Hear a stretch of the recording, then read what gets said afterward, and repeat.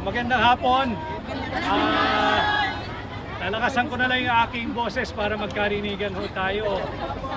Unang-una, maraming salamat sa napakainit na pagtanggap ninyo sa akin ngayong araw.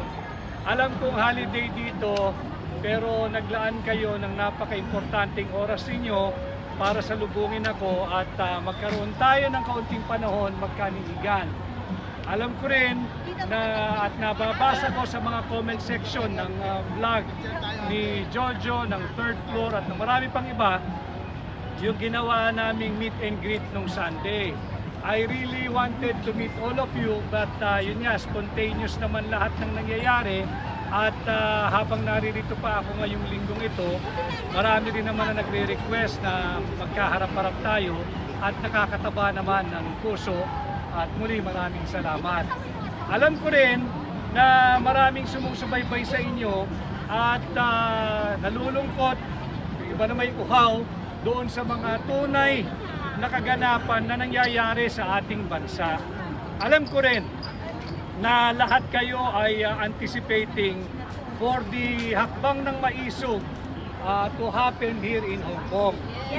At alam ko rin naman na meron ng pakikipag-usap sa organizer, yung lead organizer, yung TOPS Coalition, meaning Transparency, Accountability, Public Order, Peace and Safety. At pagka nangyari po yung maisog Hong Kong, makakaasa po kayo na darating kami rito. Of course, si Attorney Harry Roque will be here, Attorney Glenn Chong will be here, and hopefully, I'm not committing him, I have not spoken to him yet, but he wants to be with you. No less than PRRD. But and para lang din ho malinaw, alam ko naman na alam ninyo yung hakbang ng maisog. Ang hakbang ng maisog, ang layunin po natin ay to uphold, protect, and defend the Constitution. Magbigay lang kayo ng daan. Maraming pagkatangka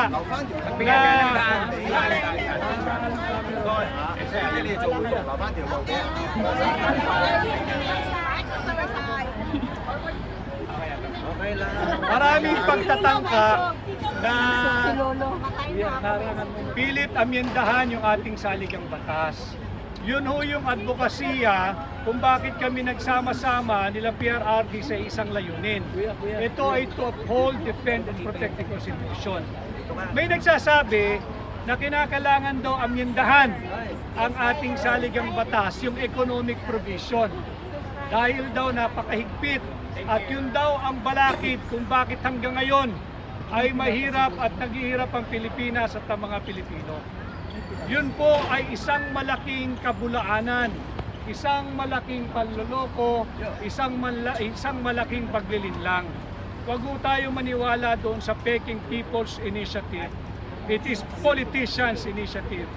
At huwag rin tayo maniniwala sa huwad na pakay nila to amend yung ating saligang batas. Isang bagay lang ko ang ibabahagi ko sa inyo.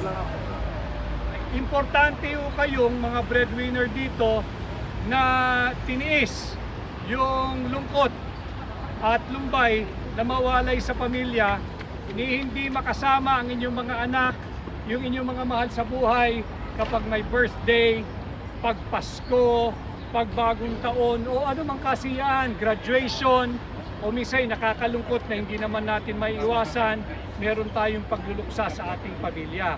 Para kayo ay magkaroon ng disenteng trabaho at kumita at meron kayong maipadala sa inyong pamilya. Ang sinasabi ng mga huwad na nagtutulak ng Peking People's Initiative at Charter Change, kinakailangan daw galawin yung economic provision para nang sa ganon, pumasok ang mga dayuhang mamumuhunan sa ating bansa, maglagay ng negosyo at hanap buhay na magbibigay ng maraming employment opportunity.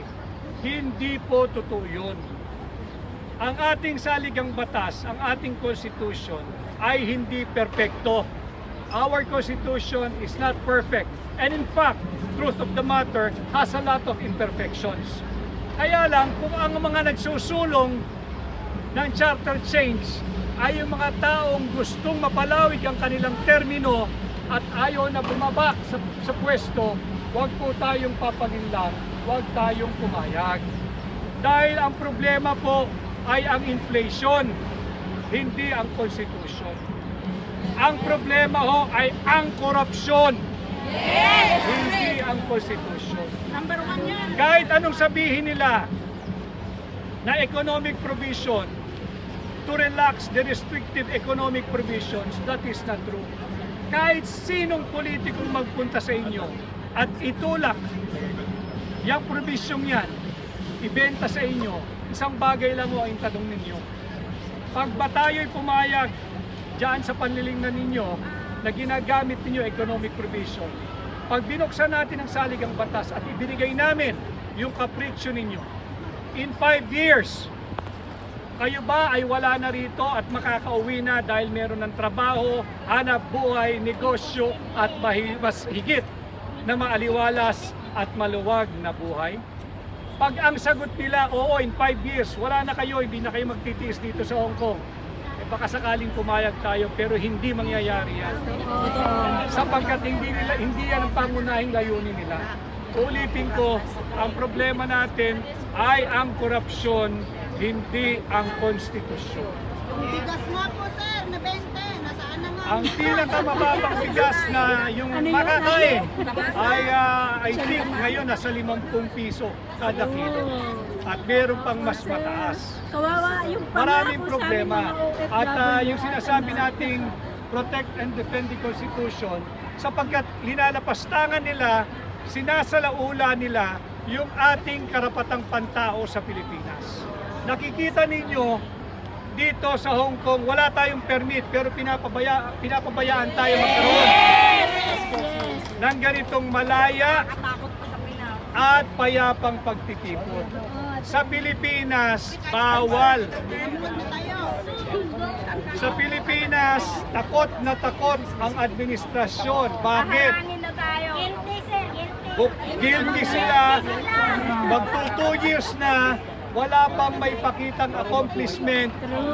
Travel.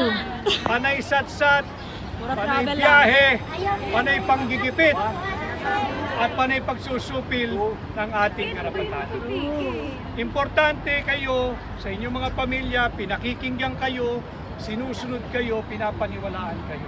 Tulungan ninyo kami, magkakasama tayong maiisog Yes, dito sa attorney. hakbang ng maiisog na labanan natin itong pag-aalipusta sa karapatang pantao, dito sa panlilinlang, at dito sa tangka na amyendahan ang ating saligang batas gamit ang Peking People's Initiative at huwad na charter change.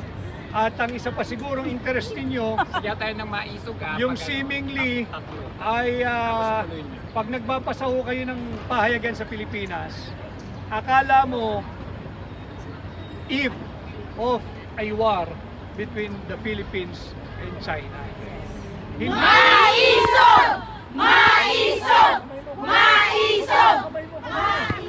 Hindi, hindi po natin hangarin ang giyera. Ang sinusulong po ng hakbang ng maiso ay kapayapaan.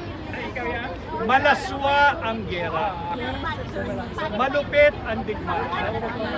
Hindi natin ang kailangan yan. Ang kailangan ng sambayan ng Pilipino, kapayapaan, trabaho, negosyo,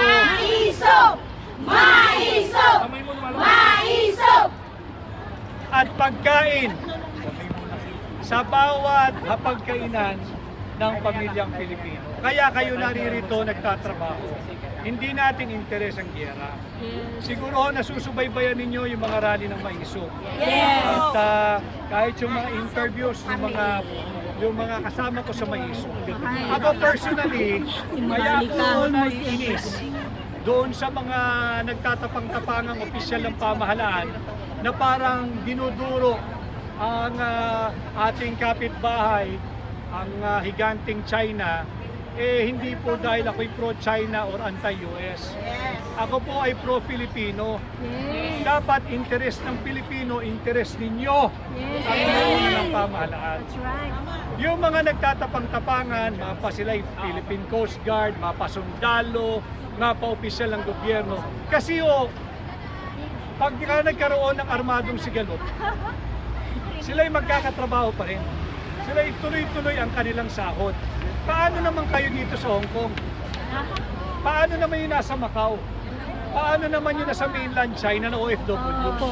Paano ko sabihin ng China para tayo makabawi sa Pilipinas? Pagbawal na ang empleyo or employment ng mga Pilipino, pauwiin ninyo lahat yan. Meron bang ibibigay na trabaho sa inyo ang gobyerno, kapatid, ng mga trabaho nyo ngayon? Wala! May ibibigay ba ng gobyerno ng Pilipinas sa Pilipinas ang mga amount na sinasahod ninyo dito pagka kayo ay sa pilitang pinauwi? Gutom, attorney. Wala! Sa Pilipinas, Maisog! Maisog! Maisog! lumalawak ang kagutuman, dumarami ang naghihirap, at lumalala ang kagutuman. Kaya ang mensahe ko sa inyo, trabaho lang tayo rito, at kami naman, nila Pangulong Duterte, yung aking mga kasama sa Hakbang ng Maisog, si Atty. Harry Roque at si Atty. Glenn Chong, kami ang magiging tinig ninyo nang sana naman bigyan pansin ng pamahalaan, ng manhid na pamahalaan ang ating hinaing at yung Bangag na pamahalaan. ating mga layunin. Attorney Ben, kayo ang boses ng mga mamamayang Pilipino, lalo na naming mga OFW. Yes. Marami pong Maraming salamat. salamat. Talagang nagpapasalamat kami at hindi pwedeng mananahimik ang mga OFW. Dito kayo mag-big rally sa ibang bansa. Wala na harang. Wala ka Bangag na Maraming pamahalaan. salamat. Hindi ko rin kayang mag-isa. Bangag. Hindi rin kayang mag-isa ni Pangulong Duterte. Hindi rin kaya ni Harry Roque mag-isa. Hindi rin kaya ni Glenn Chong mag-isa. Hindi po kaya na Hakbang Attorney ng Maisog. Vic, Kailangan number po one namin si kayo. Marcos dito. Pero Kailangan number namin ang one tulong din ninyo. kami Kailangan na namin. magsasalita para siya patalsikin, Attorney Vic. Number one si Marcos dito sa Hong Kong. Number one din kami na susuporta para paalisin si Marcos dahil naniniwala kami wala na pong dahilan para manatili pa siya sa pwesto. Kitang-kita po kung ano nangyayari sa Pilipinas. Yung gutom, kriminalidad, yung droga, kumakalat sa ating bansa. And we believe Marcos Jr. should resign right now. Marcos resign! Marcos resign! Yung mga tinig ninyong ganyan, ang kailangan pa nating paigtingin. At yung mga bulong-bulungan, hindi na nga bulong malakas Sigaw na, na. Attorney Pero Vic. magbuklod-buklod pa tayo, palakasin pa natin, iparinig natin yung totoong sentimiento ng bawat Pilipino. Yes! Tatakbo po ba kayong senator? Maisog. Tatakbo po ba kayong senator? Naririnig ko kayong lahat, kahit sa comment section na We will nagsasabing support you, Attorney Vic. susuporta. Yes.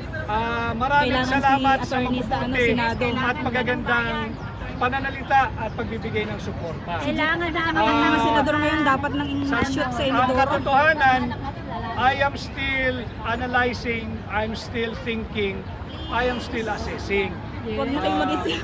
Kung ano man ang magiging desisyon pag sa nalalapit na panahon, siyempre malalaman ninyo. But sa ngayon, tayo ay nakatutok sa Hakbang ng Maisog para naman hindi nila sabihin na ito'y ginagamit sa pamumulitika o politika. Wala ho. Ito ay nagsimula dahil ilan lang kaming lumalaban sa charter change. At doon nagsimula yan hanggang ngayon kung ano-ano ng pagpipigil ng aming mga karapatang pantao sa Pilipinas ang ginagawa nila. Bawal ang magpahayag, bawal ang malaya at payapang pagtitipon katulad nito. Hinuhuli at pinagbabawal ng mga pulis. Binabantayan ng mga ilang tiwaling opisyal ng pamahalaan. Hindi po tayo dapat pumayag. Kaya nga, binibigay ng OFW yung suporta para sa inyo. Regarding po kay Tayo, welcome natin kahit yung siya sa tuwa. Meron ka pa. Isa-isa lang. yung kay ex-AJ Jonathan. kasi connection siya sa pagtulbang ng president. Kasi kami mga OFW, ano pa ba natin? Ano man dahil hanggang ngayon, hindi mo Pakinggan. according to Mark, malambot din daw ito si ano eh. Sir Jonathan. So, kaming mga OFW, talagang grabe ang damdamin namin. Emotional kami. Aminin ko. Kasi nagsalita si GM na pinipigilan niya lang ba? Kahit kami nanonood, nafe-feel din namin. Kahit nakakabahala kayo. Kasi connection nito ay bangag eh. Gusto namin na ano siya, na Drug test. Hindi pwedeng pabilibilian na lang. Alam mo, Oh, true. hindi pwede sa tawa-tawa lang. Tsaka, na lang sa gira, na walang training. Katulad ko, isa ng anak ko. May sakit pa. Diabetes. So, paano kung ano yan? Mandatory lang. na uunawaan ko at kami dito sa Hakbang na Maisog yung sentimiento ninyo. Kaya naman kami, kahit may threat na pagbabawalan ng rally, nagtutuloy kami gamit ang ating, ang lagi kong sinasabi nung Sunday, yung mga nagtatapang-tapangan sa gobyerno na kunyari handa makipaggera sa bansang China, yung hakbang nga ng Maisog, prinsipyo, tapang dahil kami ang nagsisilbing boses ninyo, takot na takot nang nasa gobyerno, yung gera pa kaya. So wag tayo nga pinipigilan eh. Yung malayang pagtitipon at payapang pagtitipon nga ay pinipigil eh. Gusto nyo pa, gera. Ito'y tapang-tapangan. At pinupush lang nila, tinutulak lang nila, ay tila yung agenda ng ating banyagang alyadong Estados Unidos. Wala ako, I'm not against the United States. But it is not our interest to push for the interest of the United States over the interest of the Philippines and over the interest of the Filipino people. Interest muna ng Pilipino bago ng kung sino mang dayuhang alyado. Sir, nabanggit niyo po yung American. Ano po masasabi ninyo na 2 pesos na lang po, magsi 60 pesos na yung $1. Ano pong posibleng mangyari kapag yung $1 naging 60 pesos na? Anong mangyayari sa mga Pilipino? Lalong dadami ang hirap, lalong madami ang maghihirap at lalong ihirap ang buhay natin sa Pilipinas. Yung kinikita nyo rito, pag tumaas ang dolyar, liliit. Yung remittance ninyo, lagi ko sinasabi, yung mga nagtutulak ng Peking People's Initiative at tuwad na charter change. Sagutin din muna nila sa inyo to. Ang 500 piso ng inyong pamilya sa Pilipinas, mas marami pang nabibili ang 500 piso ninyo ngayon kesa sa 500 piso ninyo last year. Mas marami pang nabibiling pamalengke yung 500 pesos ninyo ngayon kesa sa 500 pesos ninyo last year. Yan ang sagutin nila, yan ang resolbahin nila, yan ang solusyonan. Ulitin ko, ang problema, drug proliferation, drug addiction, corruption, and inflation, hindi ang ating constitution.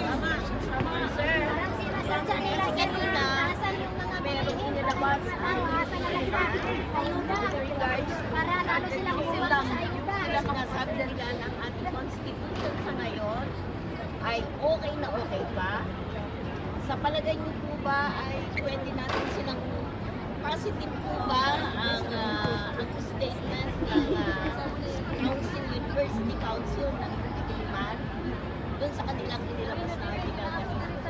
Hindi ko nabasa, to be honest, hindi ko nabasa. Pero kung ang sinasabi niyang statement na yan, ay tutol sila sa Peking People's Initiative at tuwad na chapter change. I am with them and I agree with them. Okay. So, medyo positive po yung statement nila kanina. And I hope na makita ng lahat ng sambayan ng Pilipino na hindi talaga natin kinakailangan ng institutions. Sinasabi nga ng Pangulong Duterte na kung magpapalit tayo ay sa next generation of leaders. Pero sa ngayon, basta kasama rin ko kami, sinusuportahan namin. Naiiyak ako, nakikipaglaban ako araw-araw. Nagmumura ako. To the point na gusto ko na rin mag-vlog. Dahil nagalit ako. Kasi sinusuporta ako na wala ang mga kaibigan ko. And then, ito yung reason. Sa totoo lang, attorney, I feel for you. Pag nakikita kita daw, bakit kasi entablado, na kumakanta ka, talagang naiiyak ako. Tinatawanan ako ng mga katropa ko kasi masyado raw akong emotional. Pero, hindi ko naramdaman ang ganito during my younger years. Sumuporta ako kay Pangulong Duterte. Sinuportahan ko rin ang Pangulo ng Pilipinas ngayon. And it was so fucking disappointing. Kasi yung mga adik, naglabasan na naman. Ang dami-dami niyang basurang dala. Which I cannot really accept. Kaya nagpapasalamat ako. Nandiyan kayo, mga OFW dito sa Hong Kong. Anuman ang maging gathering, count me in. Suporta ko, susuporta ako para lang maging maayos ang Pilipinas para sa mga anak natin, para sa aking mga apo. Because they don't deserve this kind of government. Yes! Kaya, Bilang nais ko lang tumugon.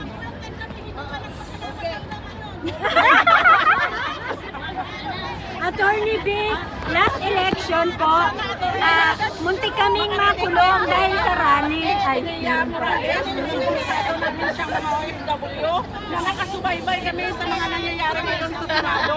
Suportado namin si ex-PDEA Morales at mabuhay siya. At since way back 10 years ago, nakikipaglaban na siya sa PDEA at ngayon lang na lumabas ang pakikibaka niya na noon hindi siya pinapansin. Kung titingnan natin, way back 10 years ago, nakikibaka na siya, pero hindi siya nakikita. Pero ngayon, dahil presidente ang involved, nakikilala na siya. Okay?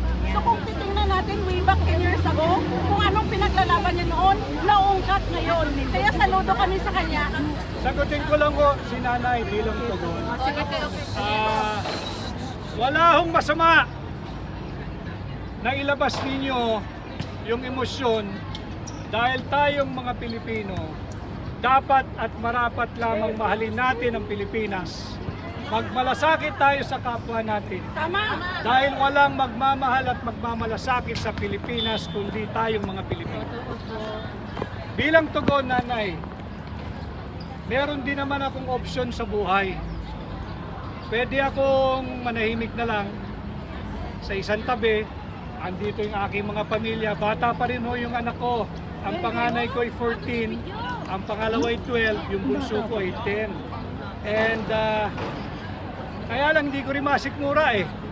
Hindi rin ho kaya ng puso ko na yung taong ipinaglabang ko, inilipate sa inyo, tinulungan ko, ay hindi tumalima maraming salamat sa magagandang mensaheng aming ibinigay noong kampanya.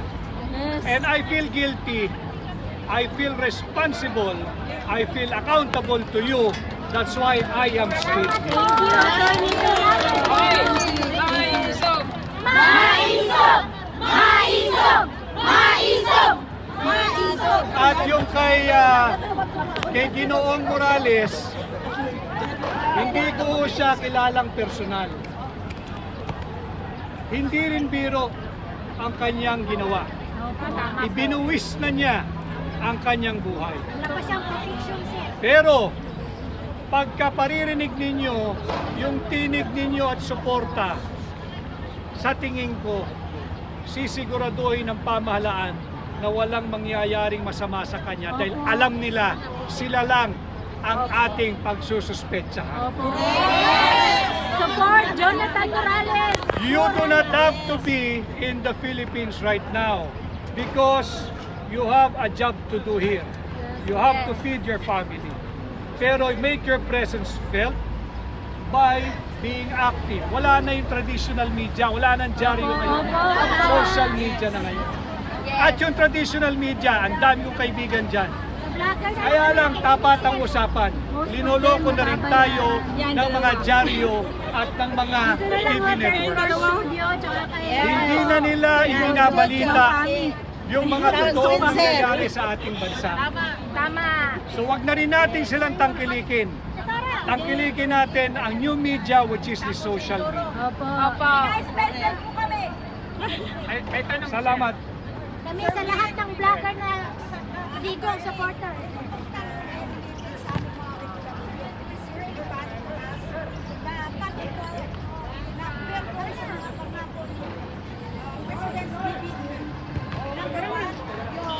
Hospitalization, healthcare, yung kaming mga FW parang na-behind na. Yung mga scholarship na pangako sa mga anak namin, wala. Ang hirap pumasok, kontino sa konting mga ayuda. Yung mga biktima sa mga typhoon, hanggang ngayon wala kaming na-receive, ang daming requirements. Paano namin maiparating sa kanya yung ganong daing naming mga OFW. Ito po ay lahat related sa aming sitwasyon. May pamilya kami, may pangarap kami na gusto rin umuwi makasama ang pamilya. Yung humihila sa amin na we stay longer because we cannot support our student, family, needs, mahal yung mga bilihin, lahat-lahat. So, since nandito po kayo, isa po kayo sa naging daan para maiparating sa ating administration ngayon kung paano nila matutugunan yung mga pangako yun para sa aming mga OFW. It's all is for us. Alam namin, aware kami sa mga constitution change, constitutional change na nagaganap sa Pilipinas. Pero yung daing namin, yung activation, Isa din ako sa yun nabudol. ang pinaka-isang bagay na hinihingi namin sa Presidente na noon binigay ni PRRD na ngayon hindi na namin nakikita. Salamat, walang nakarating dito sa Hong Kong. Number 1 siya dito dati. noon, pero meron So, bilang ikaw po yung dumating dito para sa amin na alam namin may babalik pa na ibang grupo. Nais po namin iparating sa inyo kung paano po makarating ito sa administrasyon ni PBBM. May sagot ako dyan. Sir Vic, may sagot ako dyan. Gusto ko po ay tumakbo ka ng senador.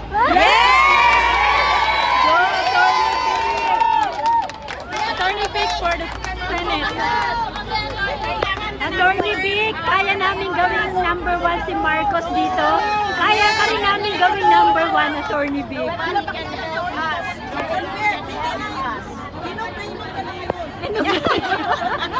Go, Attorney Vic! Hello. Hi, Seminar! Maraming ulitin ko. Maraming salamat. Naririnig ko yung inyong tinig. Hindi naman ako bingi. Hindi rin ako manhid. Nararamdaman ko rin yung taus-pusong suporta ninyo at sinseridad. Pero pagbigyan nyo lang ho ako, I'm still in the process of analyzing, thinking and assessing. But oras, hanggat kaya ko na maging tinig ninyo, gagawin namin yung ginagawa namin sa akbang ng maisog at nang sa ganon, kalampagin natin ang ating nagbubulag-bulagan, nagbibingi-bingihan at manhid na gobyerno sa Pilipinas.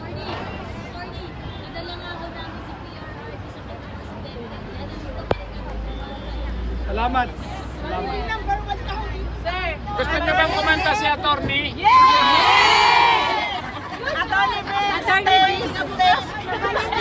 Stay safe, Attorney. Salamat, Stay safe. salamat. We will pray for you, Attorney Vic, kay Sir Jonathan, kay Miss Maharlika, kay Sir Jojo, syempre. Tapos sa lahat ng vlogger, sa kanila kami naniniwala. Tapos sa SM United Floor Studio, salamat sa inyo, ma'am, sa pagtayo sa katotohanan, sa pakikisama para po itawid yung katotohanan at yung mga napagdadaanan natin sa Pilipinas. Nakakaiyak, Attorney Vic, kasi po nung time ng election, kasama ko yung mga kaibigan ko, muntik kaming makulong dahil sa rally ni PBBM. Minumura kami pero pinaglaban namin siya, Attorney Vic, sa abot ng aming makakaya. Nagra-rally ako for the first time, naging aktibo ako sa rally para suportahan si PBBM. Ang sakit, Attorney Vic, na nabudol kami. Ang sakit na yung Pinayagan namin na mamura kami, muntik kaming makulong, Attorney Vic, sa kararally namin noon dahil time of pandemic that time. Pero Attorney Vic, ganito yung sinukli sa amin. Napakasakit kaya naman nung una na naririnig ko si Maharlika na magsalita against kay PBBM. Nasasaktan ako kay Maharlika. Pero nung time, patuloy kong pinakikinggan lahat ng vloggers, naunawaan ko lahat na totoo. Totoo yung sinasabi ni Maharlika. Lahat na sinasabi ni ni Sir Jonathan po. Naniniwala kami kay Sir Jonathan. So, we are praying, Attorney Vic, sa inyong safety. Safety ni Maharlika, safety lalong-lalo na ni Sir Jonathan. Thank you so much, Attorney Vic, kasi tulay po kayo naming mga OFW para magkaroon kami ng tinig na lumakas yung boses ng mga taga-Hong Kong para maiparating kay Marcos kung gaano kasakit ang mabudol, Attorney Vic. Gaano kasakit ang mamura, Attorney Vic. Gaano kasakit mawalan ng pamilya dahil sa kanya. Sa katatanggol namin sa kanya. Sobrang heartbroken. Sobrang heartbreaking, Attorney Vic. Thank you so much, Attorney Vic. Maraming salamat din sa inyong napakainit na pagtanggap. This will not be the first and the last. Maghaharap-harap tayo. Basta makakaasa kayo, yung anong kaya namin gawin in our private capacity, we will do it for you and we will do it for the country. Yes, there are risks involved. Kaya lang, asali sa buhay yun, di ba? Kailangan nating pagmalasakitan ng ating kababayan, ang Pilipino at ang bansang Pilipinas. Huwag tayong pumayag na salaulain ng iilang politiko at iilang pamilya ang ating bansa, ang kinabukasan ng ating mga anak at kinabukasan ng darating pangsaling lahing Pilipino.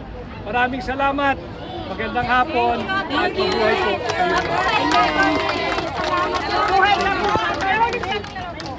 Dahil po malapit kayo sa presidente, totoo po ba talaga yung video? Hindi na naman lang po. Dapat na magbigay ng isaan. Hindi alam ni Attorney Vic. Wala siyang malapit Hindi alam niya sa video. Takot kayong magsalita tungkol dun sa video. Wala yung takot, wala akong kinakatakutan. So totoo po yung Hindi video. ako natatakot. So totoo po yung video. Dati akong naging malapit sa kanya. But yung video yan, siguro in time, may maglalabas o ilalabas. Antayin lang natin. It's not for me to give my conclusion or to give my comment on it. Not because I'm afraid or I'm holding back. No. I will not be here if I'm scared of somebody. I will not be here if I am scared of something. Wait lang kanina si kapatid, buntik kayo makulong dahil kay BBM. yeah. Ngayon gusto mo ba siyang makulong? Gusto namin siyang mag-resign. Gusto namin siyang mag-resign. BBM resign! BBM resign! Ang mga nakakot kami ng Sir Jojo. Nagudol kami, nagudol! BBM resign! Sige na, He pwede should na kayo resign. magpa-selfie Impeach kay him. Atty. Yes, ako